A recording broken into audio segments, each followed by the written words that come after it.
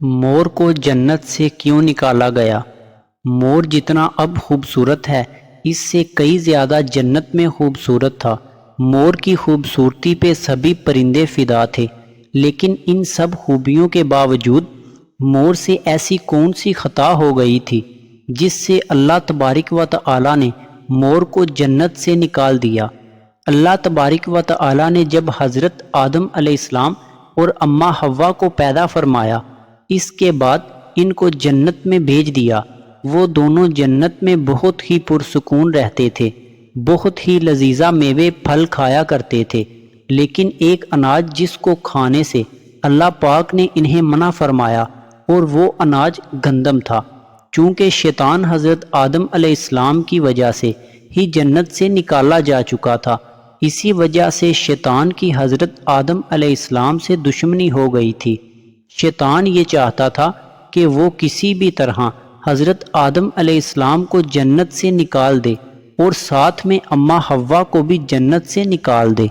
جب شیطان کو یہ خبر ہوئی کہ حضرت آدم علیہ السلام کو تمام میوے کھانے کی اجازت ہے لیکن گندم کھانے کی اجازت نہیں ہے، تو شیطان انتقام کی آگ دل میں لیے جنت کے دروازے کے پاس بیٹھ گیا اور 300 سال تک وہاں پر بیٹھا رہا کہ کوئی جنت کے دروازے سے باہر آئے اور شیطان اس سے بات کر سکے۔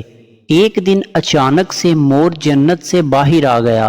شیطان اس کو دیکھتے ہی بہت خوش ہو گیا۔ شیطان نے پوچھا، اے خوبصورت پرندے، تم کون ہو؟ مور بولا، میں مور ہوں، اب تم اپنا تعارف کرواؤ۔ شیطان نے جواب دیا کہ میں عالم کروبیہ کا ایک فرشتہ ہوں، میں اللہ پاک کی عبادت سے ایک پل بھی غافل نہیں ہوں، میں چاہتا ہوں کہ میں جنت میں جاؤں، وہاں کی نعمتوں کا اپنی آنکھوں سے مشاہدہ کروں۔ شیطان مور سے کہنے لگا کہ تم مجھے جنت کے اندر لے جاؤ، میں تمہیں 3 ایسی باتیں بتاؤں گا جس سے تمہیں ابدی زندگی حاصل ہو جائے گی، تمہیں بڑھاپا اور بیماری نہیں آئے گی، تم ہمیشہ جنت میں ہی رہو گے۔ شیطان کی یہ باتیں سن کر لالچ میں آ کر مور نے کہا کہ مجھ میں تو اتنی طاقت نہیں ہے کہ میں تمہیں جنت کے اندر لے جاؤں، لیکن ایک سانپ میرا دوست ہے، وہ شاید تمہاری مدد کر سکے۔ یہ کہہ کر مور سانپ کے پاس آیا، اس کو ساری بات بتائی۔ سانپ بھی شیطان کی باتوں سے بہت خوش ہو گیا، پھر شیطان کو اپنے منہ میں چھپا کے جنت میں داخل ہو گیا اور یوں شیطان اپنی چال میں کامیاب ہو گیا۔ جنت کے تمام نگہبانوں کو یہ معلوم تھا کہ شیطان یہ چال چل رہا ہے اور جنت میں داخل ہو چکا ہے۔ فرشتے شیطان کو جنت سے نکالنے لگے، تب ہی اللہ پاک کا حکم ہوا کہ اس کو ابھی تک جنت میں ہی رہنے دیا جائے۔ وہ فرشتے اللہ تبارک و تعالی کے حکم سے رک گئے۔ شاید یہ حضرت آدم علیہ السلام کا امتحان تھا۔ شیطان حضرت آدم علیہ السلام کے پاس اور اماں حوا کے پاس جا کر اپنی محبت کا اظہار کرنے لگا۔ وہ دونوں ہی شیطان کو پہچان نہ سکے کیونکہ ماضی کے مقابلے میں شیطان کی شکل تبدیل ہو چکی تھی۔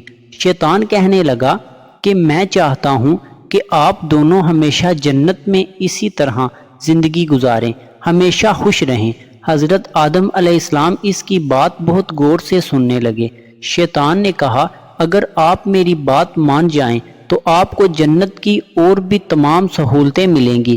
حضرت آدم علیہ السلام شیطان کے بہکاوے میں آ کر کہنے لگے کہ یہ کس طرح ممکن ہے؟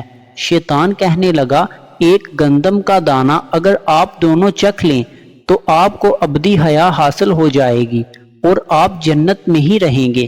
یہ بات سن کر حضرت آدم علیہ السلام کے دل میں رجحان پیدا ہوا، لیکن ان کے دل میں اللہ کی نافرمانی کا خوف غالب آ گیا۔ جبکہ اماں حوا شیطان کی باتوں میں آ گئی، جس پر اماں حوا نے حضرت آدم علیہ السلام کو راضی کر لیا۔ پھر اس کے بعد ان دونوں نے اس گندم کے دانے کو چکھ لیا۔ جیسے ہی گندم کا دانہ ان کے اندر گیا تو دونوں کے ستر واضح ہو گئے، جس کے بعد دونوں اپنے اپنے ستر چھپانے لگے اور خوف خدا سے کانپنے لگے۔ اسی دوران اللہ تبارک و تعالی نے فرشتوں کو یہ حکم دیا کہ حضرت آدم علیہ السلام اور اماں حوا دونوں کو زمین پر اتار دو۔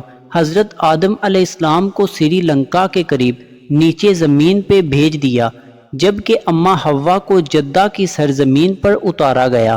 جن خوبصورت پیروں سے چل کر مور شیطان کو جنت کے اندر لے کر آیا تھا، وہی خوبصورت پاؤں اللہ پاک نے مور سے لے لیے۔